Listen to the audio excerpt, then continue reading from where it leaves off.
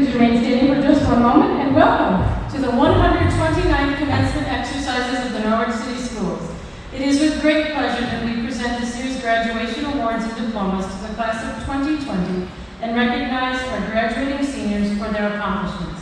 Please join me in the Pledge of Allegiance.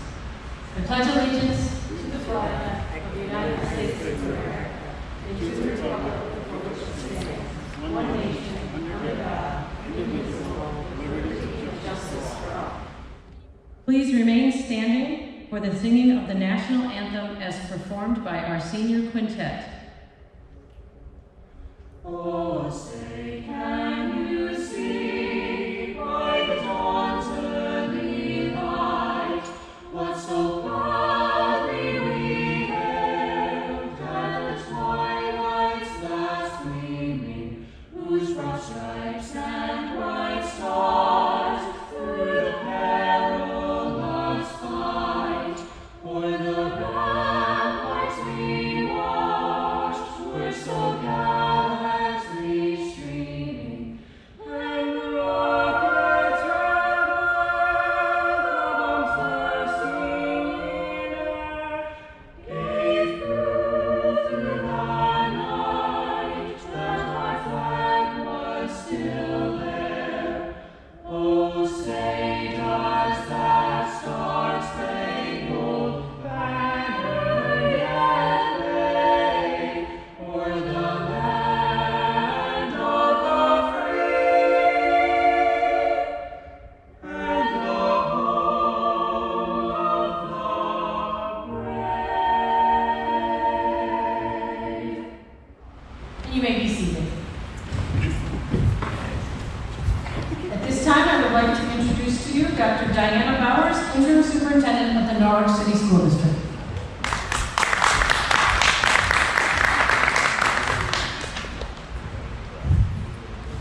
Good afternoon, graduates, parents, Board of Education, and honored guests. Welcome to this very unusual commencement exercise of the class of 2020. These students are the chosen ones who have experienced a senior year like none other. They were given the opportunity to see the world, their school, those that cared, those that didn't, through a different lens. They learned about the importance of family, friends, and people that were willing to help out and put themselves in harm's way because it was necessary. Was there an enduring message in this experience? Did we learn anything from the time we had to reflect, to ruminate, and to wonder? What were the life lessons that will last? As he was dying of cancer, Carnegie Mellon professor Randy Pausch contemplated the life lessons he learned as he moved through that very challenging period in his life. His book, The Last Lecture, outlined many of the things that we should always remember. They are as follows. 1, we cannot change the cards we were dealt, just how we play the hand. 2, experience is what you get when you didn't get what you wanted, and experience is often one of the most valuable things that you have to offer. 3, showing gratitude is one of the simplest yet most important and powerful things humans can do for one another. 4, give yourself permission to dream. 5, we have placed a lot of emphasis in this country on the idea of people's rights. That's how it should be. But it makes no sense to talk about rights without also talking about the responsibilities. 6, when you're screwing up and nobody says anything to you anymore, that means they've given up on you. You may not want to hear it, but your critics are often the ones that are telling you they still love and care about you and want you to become better. 7, no matter how bad things are, you can always make things worse. At the same time, it is often within your power to make things better. 8, be willing to apologize. 9, you've got to get the fundamentals down because otherwise the fancy stuff isn't going to work. And 10, you decide Tigger, or Eeyore. May the life lessons that you've learned through this unprecedented time have meaning and significance that will last throughout your life. This chosen class can carry these lessons forward and make a difference in their world. Congratulations, graduates. Godspeed.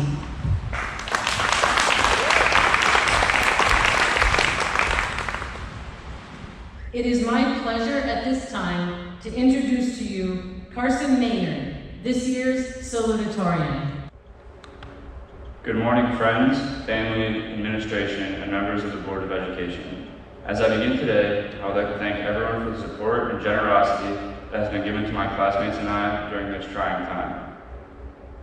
While this is certainly not how I imagined my high school graduation to be, I am grateful for the many people who have tried to make this experience as normal as possible.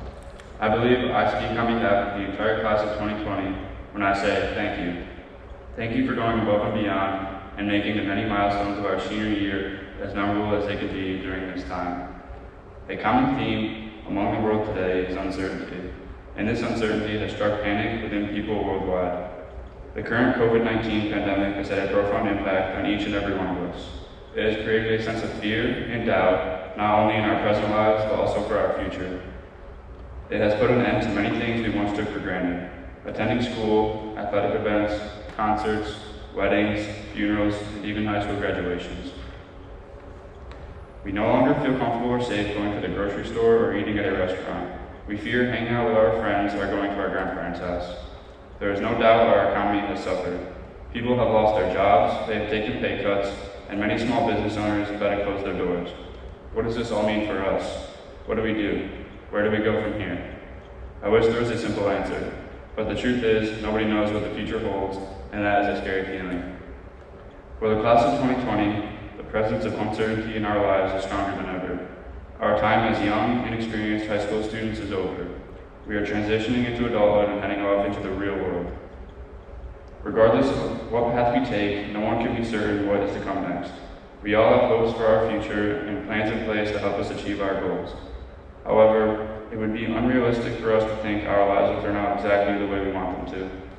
We would be naive to neglect the unforeseen events that will take place in our futures, which could ultimately hinder the plans we are grasping so tightly to. This uncertainty can be a powerful force within our lives. It causes stress and panic and creates a fear within us. It has the ability to dictate our choices and prevent us from reaching our full potential. We may resist change, even when this change is in our favor, because we are uncertain of the outcome. Oftentimes, this fear prevents us from taking risks. This is because there is no guarantee we will succeed, and the thought of failure can paralyze us. Today, I'm here to say, don't let uncertainty and fear hold you back. Don't limit yourself and avoid taking risks because of the unknown and the fear of failure. Albert Einstein once said, failure is success in progress. Failure is a difficult thing to manage, yet it is something we have all dealt with in some aspect of our lives. Personally, I have made hundreds, maybe thousands of mistakes within my short 18 years, both big and small. Staying up too late the night before my SATs, not studying for an exam so I could go play basketball, or choosing to hang out with my friends instead of completing a homework assignment.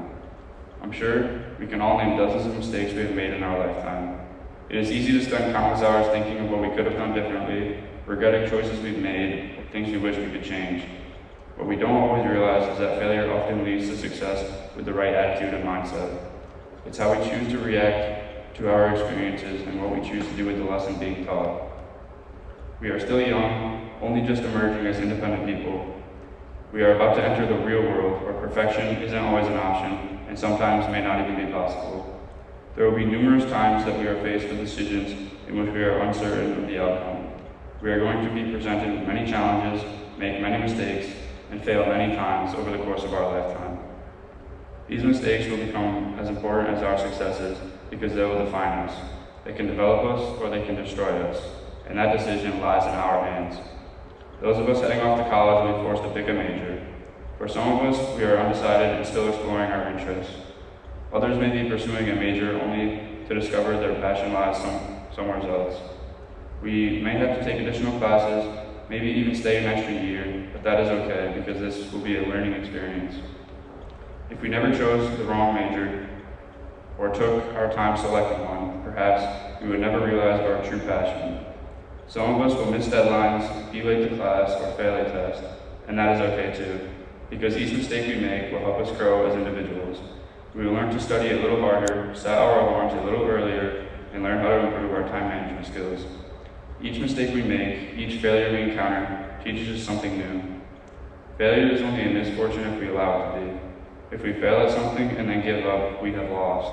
If we neglect to recognize all the lessons that can be taken from each failure, we have lost. But if we change our mindsets, if we begin to see all the positive things to come out of failure, if we realize that failure is an intricate part of success, then our failures aren't really failures anymore. Instead, these experiences become stepping stones to success, stepping stones to developing us into better, more knowledgeable people. As we leave here today, we begin the next chapter of our lives with hopes and dreams. Some of us will travel the world, some will serve our country, some will enter the workforce, and others will attend college. Regardless of where we go from here, the one thing we all have in common is that we will make mistakes. What we must always remember is that it's not what happens to us that defines who we are, it's how we choose to react in these situations that will define and shape our lives. This mindset is more important now than ever. As we live amid the COVID pandemic, so many obstacles will be thrown at us, our plans will go awry, and we will be filled with uncertainty. But we can't let this stop us from moving forward and working towards our goals. We can't let this stop us from bettering ourselves each and every day. So, class of 2020, as we begin our journey into the real world of adulthood, let's not shy away from uncertain situations. Let's not fear the idea of making mistakes. Let us embrace them, learn from them, and strive to turn them into successes. Your future is bright. Follow your dreams and never give up. Take risks, try new things, challenge yourself, and step out of your comfort zone, because each chance we take, each mistake we make, is an opportunity to learn and grow. Congratulations to the class of 2020. Best wishes to a successful future. Thank you. At this time, I would like to invite the following senior choir members to the microphone to sing the alma mater: Robert Brown, Elena Jennings, Ariana Halchek, Antonia Modi, and Aiden Sullivan. I ask that everyone please rise. You're welcome to sing along. The words are printed in the program. With light thy brow is crowded, with hope thy form is shrouded, thy face shines forth unclouded, tall alma mater dear. Our burdens are made lighter, our inspirations brighter, our vows for right are mightier, to thee, O Mother dear. The chimes of memory sounding, thy praise with faith abounding, confess our love redounding, to thee, O Mother dear. When years have passed thee rolling, their mysteries unfolding, we promise to beholding thine image, Mother dear. At this time, it is my pleasure to introduce Michael Squires, this year's valedictorian, who will deliver his valedictory speech. Good morning, everyone. I want to start off by thanking everyone who has helped us get here today. Thank you to the administration, especially Mrs. Gilio and Mrs. Fox. They have done an exceptional job at creating the best senior year that they could for us, given all of the challenging circumstances. Thank you to the teachers who truly care about their students and go far beyond what is required of you.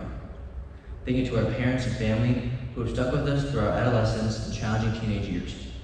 And thank you to my fellow classmates of our graduating class of 2020. Anyone who knows me or has heard me speak before knows that this will not be your typical graduation speech. I'm not going to stand up here and give you a speech full of corny cliches. I will not tell you that the world is going to be sunshine and rainbows or that success is just around the corner. Instead, I'm going to tell you the truth. If you grew up in Norwich or lived here for any length of time, you've heard someone say, Norwich is a terrible place to live. It's easy to trash it. The poverty rate is almost double that of the national average.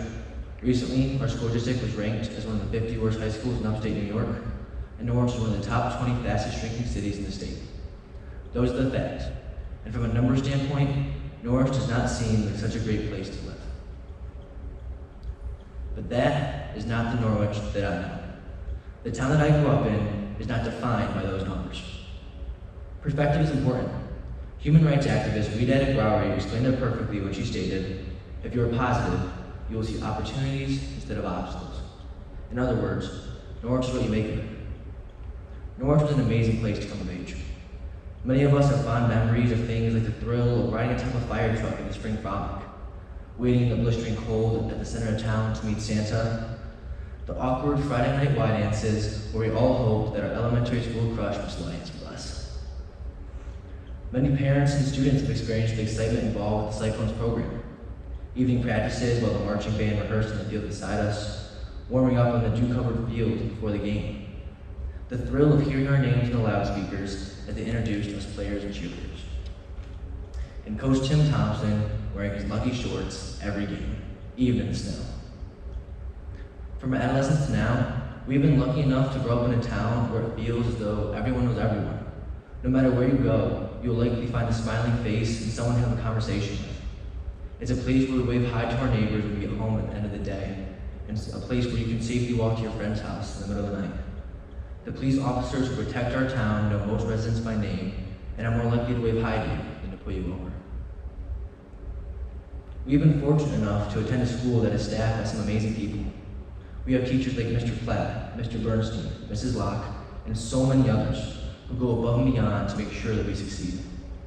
Whether it's by staying late to do extra work with a struggling student, coming in on their own time to set up for events like prom and spirit week, or just by listening when someone's having a problem at home and has no one else to talk to.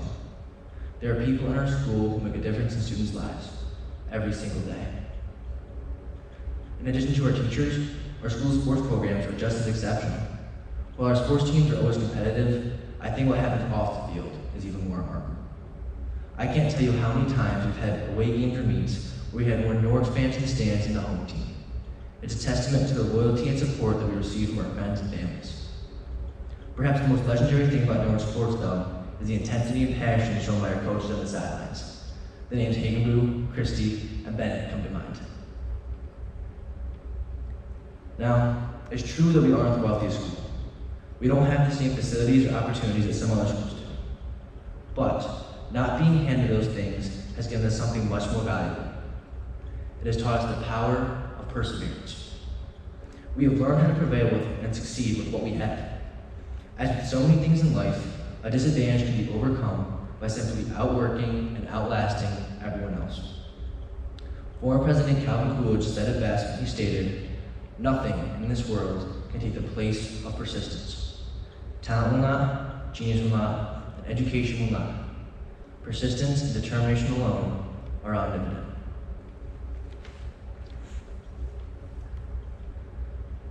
We all know that our country has been through some challenging times. Race-based protests have rocked our country, leading to the destruction of property and violent confrontation with law enforcement. A pandemic has spread across the country, taking more than 100,000 American lives. Internationally, things also look bleak. Tensions with North Korea are high, the Middle East is in turmoil, and socialism is spreading in South America. Our nation is divided on everything from gun control to controversies about the national anthem before professional sports games. To make matters worse, the economy is facing what some have called the most serious economic crisis since the Great Depression. This sounds awful, doesn't it? My classmates may understandably be asking themselves, why do I have to go out into a world like this? Well, the year I just described to you was 1968. Yet 50 years later, we are facing many of the same problems. What I'm trying to say is that every generation will have to face certain challenges. They will always be here, and they're not going away. But these are the cards we were dealt, and now it's up to us how we play them. I know that we have lost a lot. We have been robbed of the traditions and celebrations of our senior year. The culmination of our high school careers was nothing like we hoped it would be. But ultimately, those things are out of our control. so there is no sense of obsessing over it. We need to focus our energy on factors that we can control. And what we can control is how we approach our futures. Like I said at the beginning of the speech, I'm not going to lie to you. There will be times in our future that will bring our strength and character into question. Statistically speaking, it is almost guaranteed that many of us who are graduating here today will face certain challenges. It's likely that some will face problems with addiction. Some of us will have marriages that end in divorce. We will be fired or laid off from jobs. And all of us will have to deal with the death of close friends and relatives. There are a lot of tough things that we will have to face throughout our lives. But I believe we are prepared for those times. I want to leave you with these thoughts. When I look out onto our class, I do not see victims of circumstance. I see a group of people who have persevered through tough times and never lost sight of the end goal. We have been given the tools necessary to succeed. We have learned to make the best of every situation and to find what makes us happy. We are backed by a community of friends and family that have sacrificed for our well-being and success. We have learned that where we start does not determine where we can go. Norwich has given us a lot the past 18 years. But perhaps the most important thing it has taught us is as we look out into this world that we are entering, we can see obstacles or we can see opportunities. The choice is ours. Thank you. Members of the Board of Education of the Norwich City Schools, Dr. Bowers, as principal of Norwich High School, I certify that all students about to receive their diplomas have met or exceeded the requirements of Norwich High School and have met or exceeded the requirements for graduation as set forth by the New York State Board of Regents and the New York State Education Department. And now, the moment you've been waiting for, the awarding of your diploma. When I call your name, you'll proceed behind me. You may use the steps or the ramp. You go to Dr. Bowers and Board Member Roz Durensis. You need to keep your mask on for that part of the ceremony. Hold up your diploma, smile nice. Then you'll go to the white X. You may remove your mask, hide it behind your diploma, smile again. And then at the end, you'll proceed down the steps to your seat. Families, you can come right up to that bouquet of flowers and take as many up close and personal pictures as you would like. So our first graduate is Virginia Mullen.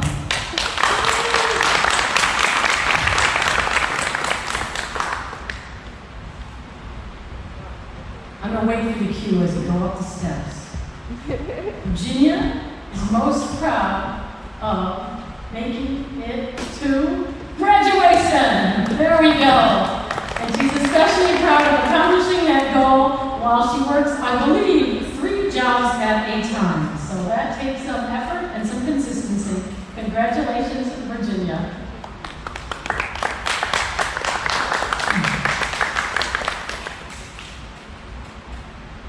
Congratulations again.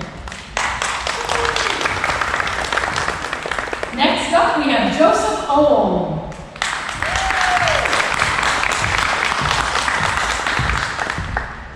I'll go slow too and see if I can get it on the right moment too, Joe. Joe enjoyed football and wrestling while in high school, and he is most proud of graduating. Joseph will be getting a job after high school, and while in school, he enjoyed gym and lunch. His advice, do your work and don't mess around. Congratulations, Joseph. Next up is Joshua Parker. Joshua enjoyed sports and clubs in high school. He's most proud of being in high school, graduating, and meeting new friends. The life lesson he would like to share is don't take anything for granted. Josh plans on getting a job after graduation and then going to college. His favorite class was social studies with Mr. Christie. His advice, you can do anything if you put your mind to it. Great advice, Josh. Congratulations, Joshua. Next up, we have Andrew Pizzino.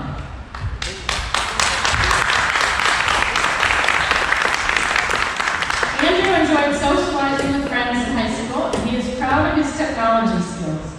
The life lesson he would like to share is, don't be stubborn and be sure to work hard. Andrew wants to get a job after high school and then go to a 4-year college. He enjoyed math and science classes, but mostly math because it comes quite naturally to him. His advice, don't let work pile up on you. Congratulations, Andrew.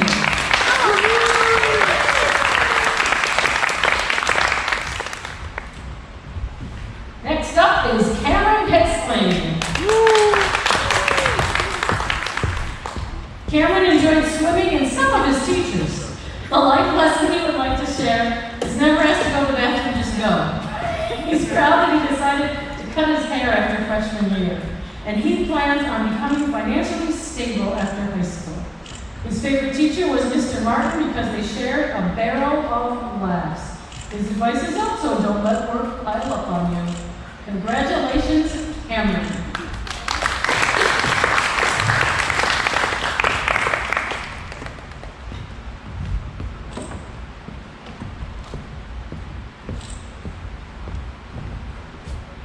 I wanted to take a few moments to congratulate this group of fine young men and women who are part of the class of 2020. I've searched and pondered for the words to adequately express how important you are to me personally, and at the same time, capture this moment in history in some memorable fashion for you. You're a beautiful group of young adults who are filled with promise and compassion. I want you to know that you are a part of the fabric of my life.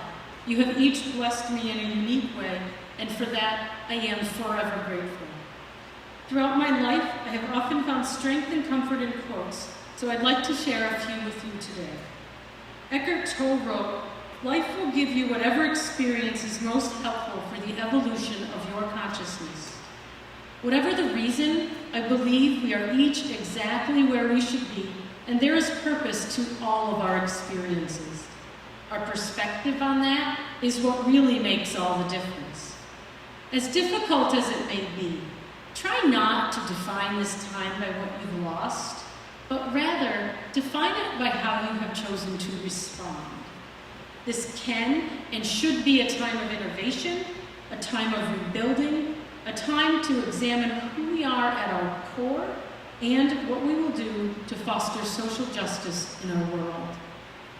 May the knowledge you have acquired while at Norwich High School provide you with the courage to step out into the world and not only create the best version of yourself, but the best version of our world possible for those around you. May you envision greatness for yourself and others and seek it in all that you do.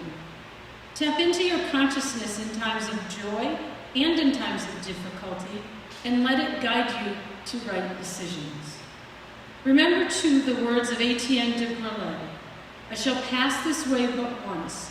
Any good thing, therefore, I can do, or any kindness I can show to any human being, let me do it now." Continue to be there for each other, for support, protection, guidance, and safety. Choose kindness any chance you have. As a class, you have been shown tremendous generosity by those throughout the Norwich community. Keep those memories close to your heart and use them as an example of the collective responsibility we have to rebuild our communities, face challenges with insight, and foster growth as a nation. You are the change our world needs. That little seed, that new idea, it's there, just waiting for you to take hold and pursue it with passion. And as you chase your dreams and journey beyond NHS, remember the words of Barack Obama. You won't get it right every time. You'll make mistakes like we all do. But if you listen to the truth that's inside yourself, even when it's hard, even when it's inconvenient, people will notice. They will gravitate towards you, and you will become part of the solution instead of part of the problem. We are proud of all that you have accomplished. We honor your resiliency in the face of uncertainty. And most of all, we wish you all the best life has to offer as you continue on to the next part of your life's adventure. And now, I need a brave soul to make it official, to stand up here in front of your huge class and turn your tassel from one side to the other. I gotta take her. Okay, Josh has got an hand up. Gold circle there. Graduates, stand up. Stand on this gold circle, Josh. Look at your fellow classmates. And on a count of 3, the tassel goes from one side to the other. You ready? 1, 2, 3. All right. And Josh, you can head back to your seat. And as high as you can without losing your cap, we'll do the obligatory cap toss. You ready? 1, 2, 3. Let's see it. Oh, that's pretty good one. All right, you're ranking up there, one of the best for today. As you leave in just a few minutes, you'll exit the gym with your family, go down to the auditorium for some family pictures, and please take with you our sincere thanks for your patience, perseverance, and understanding. May you carry with you our gratitude and best wishes for a safe and happy celebration of the fine accomplishments of these men and women. And it gives me great pleasure to present and congratulate one more time the Norwich High School class of 2020.